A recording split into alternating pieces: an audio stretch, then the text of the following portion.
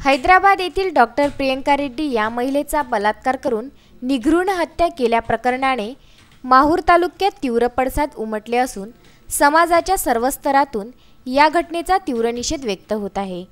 माहूर येथे संतोषी माता महिला बचत गट व तालुक्यातील समस्त महिला बचत गटाच्या वतीने शहरातील टी पॉइंट दत्त चौक येथे निषेध सभेचे आयोजन करण्यात आले आहे। यावेळी डॉक्टर प्रियंका रेड्डी हिच्या प्रतिमेस श्रद्धांजली अर्पण करण्यात आली व असे कृत्य करणाऱ्या नराधमांना जाहीर फाशी द्या अशी मागणी महिला बचत गटाच्या वतीने व्यक्त करण्यात आली। यावेळी नगराध्यक्षा शीतल जाधव, नगरसेविका वनिता पाटील तसेच तालुक्यातील महिला बचत गट मोठ्या संख्येने उपस्थित होते।